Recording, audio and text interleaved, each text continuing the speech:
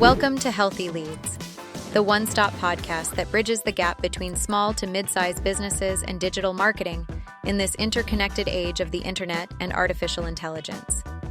If you are looking to increase your online lead flow and close deals, or just someone interested in the fusion of business growth and digital marketing, this podcast is your avenue for success. Now, let's get to our hosts, Ryan Atkinson and Angel Ty LeBron.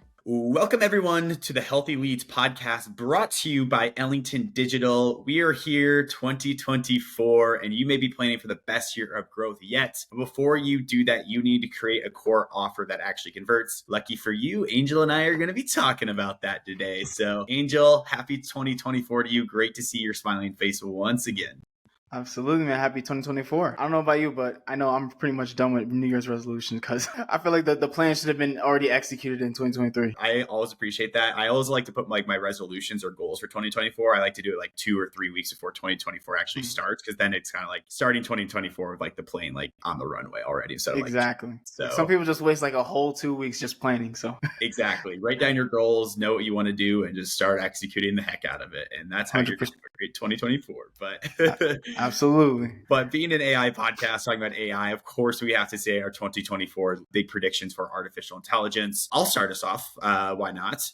So my biggest prediction is I basically have 2. One of them, I will be really curious, or what I'm excited for, I should say. I'm really excited to see how AI is used for like the 2024 presidential election. I'm sure that'll be a pretty interesting, that'll come up in the debates, how are you regulating AI, et cetera, et cetera. And then on complete opposite end, I'm super excited for AI in healthcare this year. I think it'll make a really big step in like diagnosing like chronic diseases, cancer, those types of things. I'm not saying cure cancer, but help detect these a lot earlier. So those are 2 of what I'm excited for in AI for 2024, but I'm curious what you are excited for. So first, before I get to mine, I'm curious for the presidential election. Yeah. Do you think it's more just going to be like false news? Like, how do you think it's actually going to play into it'll be interesting.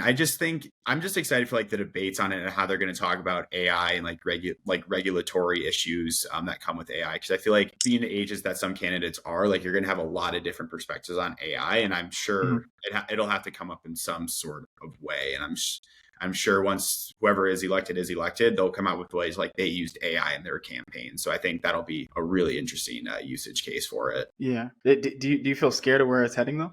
Do you feel like there needs to be some regulation? No. I'm just curious because like regulation, I feel like is such a big thing when it comes to like AI. It's like, how are we going to regulate this? Like who has access to this? Like there's so many...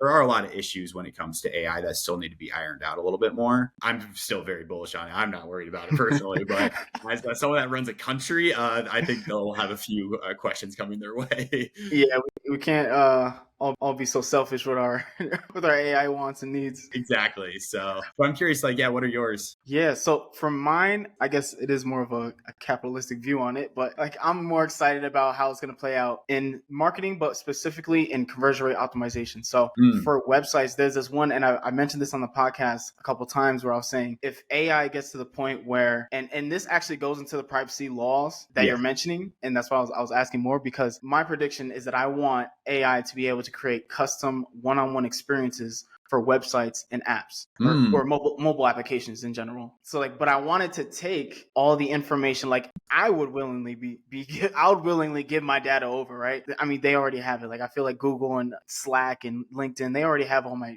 data. So it's like, I'm not really hiding anything. So if I could have some type of software log into my, let's say LinkedIn profile, Instagram profile, my Slack and everything like that, create kind of my personality, right? Yeah. And literally serve me custom one-on-one experiences based on how I enjoy consuming content, how I enjoy reading things. If I have a certain writing style that I like to listen to, like for example, Alex Harmozi is very just punchy, straight to the point. Like he talks in posts. Like I was listening to a video about him and I was like, this man literally talks in Twitters, like in tweets.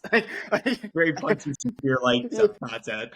Exactly. So like everything he says, just like, all right, that's a tweet. So I would want to read maybe an article that's 1,500 words in like broken up into just easy to understand fourth grade level. Like, I'm not dumb, but like it's like Yeah. fourth grade level type of verbiage. And I think that would create a skyrocket surge in conversion rates all across the board for whoever's using the type of software on websites and applications. Dude, that is such a good idea. So just to kind of, I want to talk about that more because it's such a good idea. So you're saying like if someone had all their information stored somewhere and like, and the software knows all whatever, if you go to like a certain website, like maybe the copy would change on that website to like really talk to you a lot more, like change the formatting on the website, or like a blog article would be way more customized to you. Exactly. So like, for example, right, in my co-working space, so I'm in a co-working space right now, me and a buddy was talking about this concept, and he was like, there was something like this, some type of extension on Google where it would change, sometimes people use certain words that we don't all like. If I find myself doing it all the time sometimes, but if I use the word like, in my sentence, let's say I actually wrote like that. If I wrote like that, so they could take the software and it would just change out the words for something else. So it'd be like a synonym changer. Like, oh, I usually like reading something in this format, change it, to that. And like that, at the simplest core, it would be like text based. But like, what if it was the entire design of a website? That's what I really want to see. Like, hey, I go to this website, and the biggest principle that I've learned for CRO, and I just learned this from a mastermind workshop that I was a part of, and he said, and I'm actually got a LinkedIn post coming out about this tomorrow. It's going to be... Yeah, it's this simple phrase in CRO: don't make the person think, don't make the user think. So all CRO just comes from the fact of, hey, can this person find what they're looking for? So if I know that I'm looking for something, but your website is just full of clutter and things like that, like, hey, maybe instead of taking me to the homepage, take me directly to the service page, because my search term was remodeling company near me, right? Yeah. Instead of taking me, kitchen remodel near me, instead of taking me to the homepage where you're talking about all the types of remodels you do, I only care about my kitchen. So take me directly to the kitchen page and then create an experience based on all my past history of what types of websites I spend the most time on. Like, that would be amazing experience. And I bet you I would probably convert right then and there, That is honestly like such a good idea. It reminds me of a platform, we've talked about it before, called 6 Sense, where it basically measures someone's like buying intent, or like if they're in the awareness stage, consideration stage, or buying stage, because it's based on all like past search terms. So it's kind of like that, but at a way deeper level. So I think after this podcast, we have some angel funding to try and get. That is actually such a good idea, and I hope that happens in 2024. Yeah, and that's the thing. Like, I wish it would be, and that's why I'm really paying attention. And when you mentioned like the regulations, like I'm like, I really have to pay attention to this debate, or not the debate, but like the entire candidacy, and what they're talking about for regulation. Because I'm like, man, if that would be possible. Oh, like the amount of conversions I can get. I just think about the lead volume and the quality of the lead. I'm just like, oh, this would be just like a heaven. This is a marketer's heaven if I could have that type of software. Dude, I love that. Well, let's talk about creating a core offer for that product that would actually convert, as we're talking about conversion. Before we get into everything, let's start at like the very baseline level. Like, what would you consider like what's a core offer in your words? So a core offer is basically going to be the main offer that you want the person to take. So there's kind of different versions of it. There's like, okay, what's your entry? There might be an entry level offer, which is usually like a low price product. It might be, pay for shipping. If I, in some type of situation, hey, I have this ebook. All you have to do, I'm giving it to you totally for free. All you gotta do is just pay for shipping. That's like an initial offer. Then the core offer would be the one that's usually the next step above that. And then usually other people will have ascension offers, which is like, hey, this is my $5,000 coaching one-on-one session. So that core offer is usually the main offer that most people are going to buy, and it's the one that you're probably going to make a lot of profit off of. Yeah. And I feel like going to Harmozi, correct me if I'm wrong, like on this one. So like one of his books, like $100 million leads, $100 million offers, either one. Like that's not really his core offer. His core offer is like working with companies to help scale them through tremendous growth. And so that's his core offer. But above that is a book that gets you interested in leads. And he just so happens to do that at a phenomenal rate, but you have to pay for it, which is your core offer. Exactly. So like you'll see in his exact business model, it's like, hey, I have this ebook, I have these courses, I have this book, I have this actual book in ebook and in audio format and all these other formats for you to consume. And I give you all this content for free, right? And then some things are paid, such as the book. The paid content would, of course, be that entry level, get them in the door type of situation. situation. You want to put them in your ecosystem, I like to say. And then you have the book as a entry level offer. And then his main core offer is, hey, I want to buy your business. And I think he works with businesses from like 3 million and up or something like that in EBITDA. So that's his core offer. And I'm pretty sure the ascension offer from that would be, hey, one-on-one type of coaching. But I can't imagine his time is anywhat less than $10,000 an hour. Oh God, yeah. His time is, I don't even know what it is, but it's probably around that. But you basically broke that down wonderfully, and like how you like get to that core offer. So yeah, that's a beautiful outline of it. So let's talk about how you do create that then. Can you give us like a quick high level overview of like how you would create like a core offer? What's like the first two steps you just consider? Yeah. So Alex Harmozi made this popular, right? But this concept of what he's talking about and the way I like to structure my offers now has been around for a long, long time. Yeah. And the first book that I read on it before I actually like conceptualized it and put it into practice before, listening to Alex Harmozi was Dan Kennedy and his book called Magnetic Marketing. That talks about this same exact structure of what I'm going to talk about for the offer. This type of offer structure has been around because if you remember back in like early 2000s, do you remember the guy ShamWow? The ShamWow dude? I don't. I can't remember. I know Shamu. Do you know Billy Mays? Hi, Billy Mays here with a special TV Billy offer. Mays. Yeah. Now that you say it like that, I do know Billy Mays. Yeah. So if you remember his commercials, and he was just really popular, right? He was just like one of the biggest ones. What was he doing? He said, hey, this is the product, right? And then toward the end, when he's making the offer, right, he's doing all the selling. He's like showing you the demonstration, blah, blah, blah. The perfect example of this would be his Mighty Putty product. He said on his infomercial, he said, this is the triple offer, right? So the first aspect, that's the name. He said, this is the triple offer. Get for the price of one, get 3 sticks of Mighty Putty, right? And it was like, so it's like the value of it is like, oh, I only have to pay for one and I'm getting 3. Boom. That's the immense value stack, right? Exactly. And then he goes, the money back guarantee, 30 days or your money back, right? And then he goes, scarcity and urgency. If you call now, we're only doing for the next 20 minutes, I think that was a ShamWow. He would be like, if you call now, some of them would just be like, you call now. Other people, if you call in 20 minutes, you'll get this offer. Hey, and we're only doing this for limited time purchase, right? They might just add like that aspect to it. So we all know this type of offer structure because if you just look at the infomercials back in the day, they all did the same thing. So that's the high level of it. But essentially every offer like this comes down to value stacking, right? And it's literally just how many problems of the customer can you solve and be able to charge them a larger amount of money. And like that's literally the core of what we're going to be talking about is how can you solve as many problems as possible and in an efficient way where it's a low cost to you, high value to them, and stack it on top of each other. Yeah. And that's how do you put more value on top of more value, on top of more value, on top of more value? It's like knowing like what your customer wants and their biggest pain points. So like in my experience with like videos and stuff, people are like, hey, we want video, but we don't have the time. So there's a value, like we don't have the resources for it and we just don't know how to do it. So like those 3 things we hear a lot. And so a lot of our conversations are like, hey, we'll create video for you in a hands-off way and get it to you within like 10 days, for example. And it's just an offer like that. Cause it's like, oh yeah, I don't have time. I don't have the resources. You can do this really quick. Like, why not? Yeah. And then the reason usually people are going to sign up, purchase, or whatever you're structuring the offer around, it's always going to come down to do they know, like, or trust you? Yep. And then for other offers too, it's that aspect of like, is there pain, effort, and sacrifice? Like, can we lower that amount of pain, effort, and sacrifice for you? And that's going to make you go, oh, I trust this person more. I have a higher perceived likelihood of achieving whatever you're saying. And that usually comes for that exact offer that you just talked about, right? Like, hey, we're going to build a video.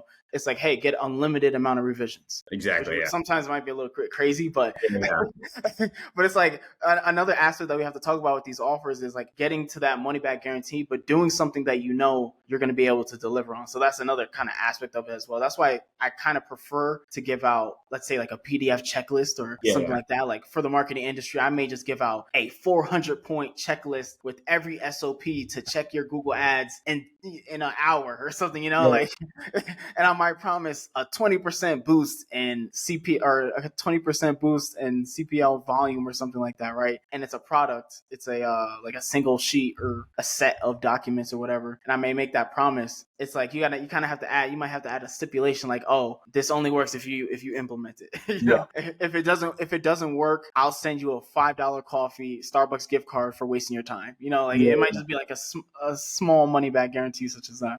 Yeah, and that's honestly like the value of it really is like who wouldn't do that? Like, oh, if I implement all this and like it doesn't work, like either I'm getting a 20% increase or like I'm getting like a $5 Starbucks gift card. Exactly. I feel like that's like the value of creating an offer that like really converts is like lowering that perceived like or increasing that perceived likelihood of success like a lot more and lowering the possibility of failure to almost zero. Where it's basically like, oh, I'm dumb for not doing this. And I think that is what Alex preaches a lot in that first book.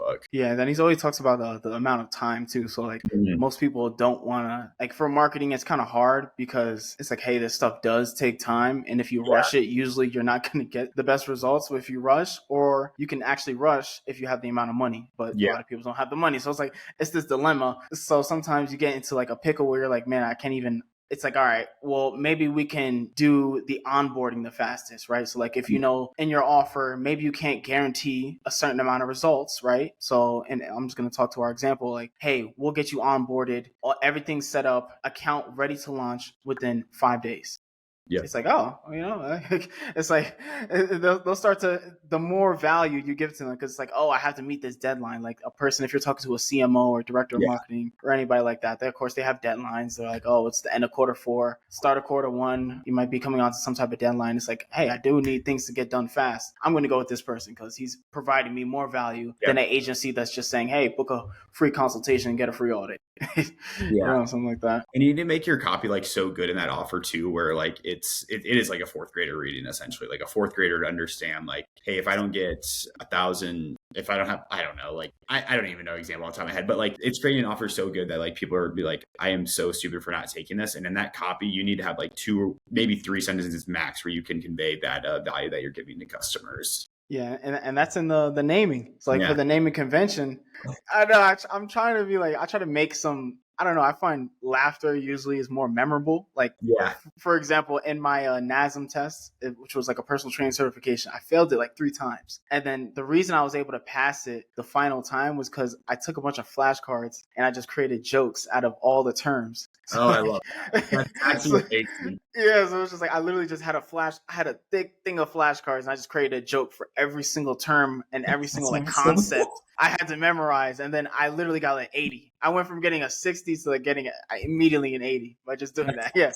So like I try to make my names personally. I find that witty names and catchy names usually stick better. But if you can't think of anything catchy or witty, usually the structure should be, hey, you're going to be naming the desired outcomes, right? So every good offer, and we should probably start there, but we're just going to jump to names. So like every good offer starts with a desired outcome. So like what does that client want? If you're whoever your target customer is, what do they want the most, right? So I know like we're building out an offer right now for senior living facilities. We know that they want a 100% occupancy and they want to build a waiting list, right? So one name that I'm still debating on, probably not official yet, but one name that I thought of was 2024, new year, new residents. You know, so it's like, yes, but normally it would be like, okay, new residents. So you the desired outcome. Okay, they obviously want new residents, but then you attach it to the amount of time that you might be able to do it in. So 2024, new year, new residents, 30 days or less. Or you might say 30 new residents in 30 days. 60 new residents in 60 days. It's kind of catchy. It's compelling. It catches your attention because it's like such a large amount. So that's usually how I like to structure my names. Either you're going on the witty side or name the desired outcome with the amount of time that you can probably get it done. Hopefully it's as quick as possible. Yeah, that's what I have found that works best in mine is when I put like the time on there as well, because then it's like it's not too wishy-washy. Like, you know, you're going to get something in 5 days, 10 days, 15 days. And I feel like that makes it a little bit more concrete. So yeah, if you don't have something witty, just make sure that you have that desired result, and also just put a hard timeline on like when that can happen. Exactly, 100%. And then from the name, it usually always starts with, all right, what's the name, the desired outcomes, and then the biggest part, like the meat of what you're going to be doing to structure the offer is going to be, I start out with mapping out the customer journey, right? Yeah. So in that same example that I was talking about with the offer that we're working on, I work backwards. So the absolute last point of the customer journey is the person's going to sign a contract and give you money. Yeah. Here's first month's rent, blah blah blah, right? To sign up for the senior living facility. So that's the absolute last step. But between every single one and between the whole customer journey, there's going to be steps. So before they signed the contract, they had to fill out the application. Before they filled out the application, they probably took a tour to the facility. Before they took a tour to the facility, took a tour on the facility, they probably saw your ad, then they probably saw your landing page, they heard about you, they were talking about you with a friend, blah, blah, blah, right? There's an entire customer journey and there's steps between each one of those. So I know that I map it out I like to use a whiteboard. So I map it all out and then I go, okay, what would stop somebody from being able to do this? So for applications, right, or for community tours would be the perfect example. There's going to be a certain percentage of people that go from the community tour to then filling out the application, right? And this course is going to be a drop off. Not 100% of the people that go visit your facility are going to fill out the application. So it's like, okay, how can I solve that for the person? Because if I can get them 10 more residents, right? Like I like to think in terms of like hundreds and tens and that amount. Hey, what is that one way to get them 10 more residents? Oh, how do we optimize their community tour experience? Like maybe they just might be giving hey, this is the garden, this is the pickleball place, blah blah blah, just giving like this basic tour. But hey, instead of doing that, how about we have champagne on the tours and we have a guided person diving deep into every aspect of the facility, and then they're timing it so that you're literally going to go when the Tai Chi class just starts so you can meet the instructor, like doing all these little things. And it's like, that's how we solve it. All right, cool. Now how do I execute on that solution? Have a checklist or a PDF. I'm going to jump on with the team and do a Zoom call and solve the entire community tour process, or I'm going to fly out and personally coach their team on how to give out best community tour. So solving, and you're doing that for every single part of the customer journey, just creating those solutions. And that's how you get that meat of a value stack. Yeah. And that's I love the example you give of like timing it up with like a yoga class. That's what Adam Newman did when he was building WeWork. He would like these tours for like investors and VCs when like it was like super packed in there, like it was going to be packed, so it looked like it was like a crazy good experience. But that's just like one way that you can customize that tour and like really make it feel like, oh yeah, like this is home, like this is an amazing experience, I'm having fun here and other people are having fun here. That's how you build like a great customer experience when they're on that tour. 100%. And then you're going to do that for every single part of the customer journey. So it's just like, it's pretty simple. I think I talked about it before too, like having an Excel spreadsheet, just having like a list of like, okay, these are my 5 ways to solve this one problem. These are my 6 ways to solve this other problem. And then you're just going to kind of cut and stack. You don't have to go crazy with it. Like it depends on how much you know that the person's going to pay for it. Yeah. So, I mean, if you keep stacking on problems, then that means the bigger the problem that you solve, the more money you charge. So you might get to the point where like your offer takes you a lot of time, but it may just be worth $50,000 because in return, it might make that client $100,000 or $150,000. So after you do that, though, then there's the aspect of the money back guarantee, which is like the hardest part. The money back guarantee is usually the hardest part, but I feel like if you can include it, you're going to see like a lot higher conversion rate. You're going to see a lot higher response rate. It's just because like you're knocking down all the distrust that a person might have, like this is not going to work for me. It's like, oh, but I get a guarantee. Like if you're a remodeling company, can you offer a work guarantee?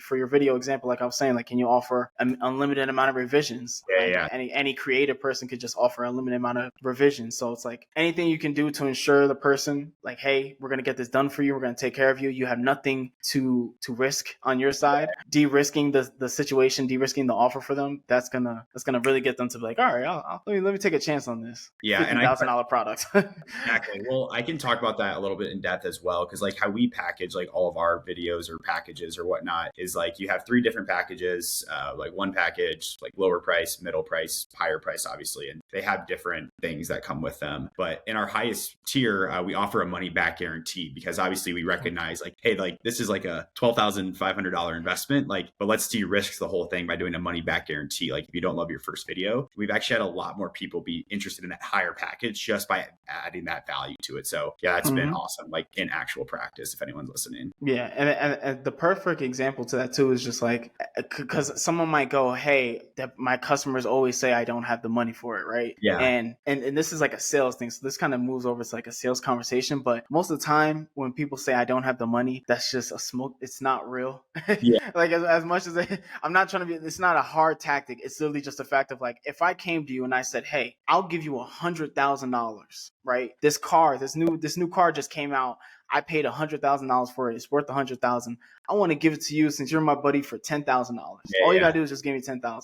You're gonna come up with that dang $10,000. Like you're gonna come up with it because you know that, hey, from this $10,000 I invested, I'm gonna get $100,000. So that's the mind frame that you have to put your customer in. Like, hey, if I invest $10, I'm guaranteed literally $10. I'm guaranteed $100 or $1,000, whatever the return may be. Yeah, and I feel like, and you have to get those numbers as well. Like you want to know what your ROI numbers are on, because then it's such an easier sell when you can say, yeah, companies that work with us experience the 10x ROI, and it's like a no brainer because it's like, oh well, shit, like if I throw $1 and I'm going to get 10 back, like let me do this at scale, please. Exactly. So, yeah, it's developing that core offer, but also having the necessary parts of it in there to be able to do that core offer. 100%. And then the last, so we went over the naming, we went over the stack. I should just say that, price based on the value.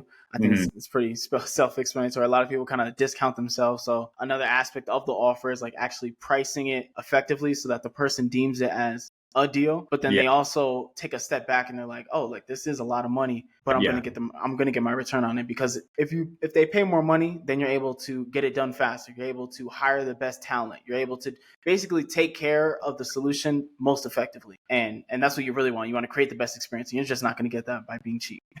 Never seen it being done. Exactly. And that's like the value of pricing products at a higher rate is like, as you said, like you're going to be able to hire like better talent. You're going to be able to afford that better talent, hire more people to work on that account so you can get stuff done at a much quicker pace.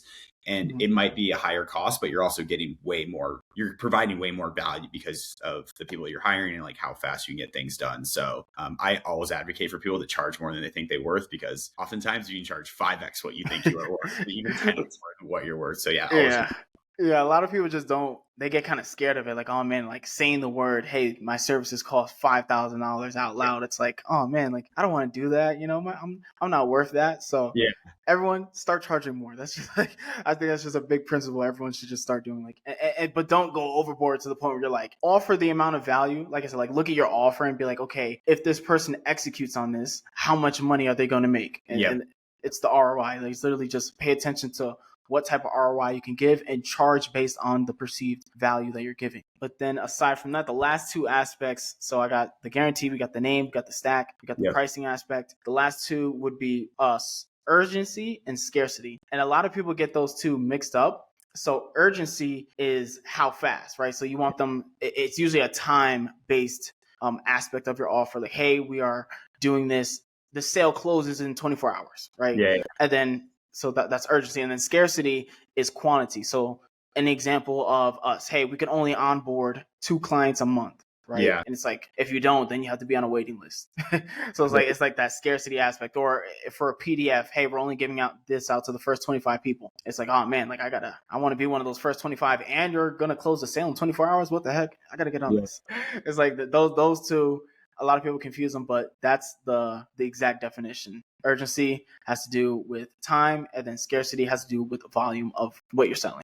Yeah, exactly. And like in a way you could do that is like we're giving out free tours to the first 5 people that sign up within 24 hours, something like that. So yeah, that is that's like a sales psychology hack. There's research articles done on scarcity and urgency. Yeah. So it's definitely implementing that as well to create a core offer that actually converts. So Angel, I think that covers everything on how to build an awesome offer. Yeah, that was all the aspects. It's your name, the offer stack. So for every offer, So once you solve and you have your main core value stack, which is looking at that customer journey, this is how you start structuring an extra part to that bonus. So in in those old infomercials, you always see that they throw in something extra, like for the ShamWow. If anyone remembers ShamWow, right? It's that towel that cleans up and soaks up everything. And the dude, he's the same dude that was on the Slap Chop commercials. Those are my favorite. For every 2 towels you order, if you order in 20 minutes, you get a free spray bottle, right? Like with your towel. It's like a cheap $1 spray bottle from like Dollar Tree or something. But it's the bonus factor, it's the perceived value in the customer's head. It's like, oh man, I get a free spray bottle. So for these bonuses, how you structure them is that you take your core offer, right? And you solve the entire customer journey. So I'm going to go back to the 2024 new year, new residence offer.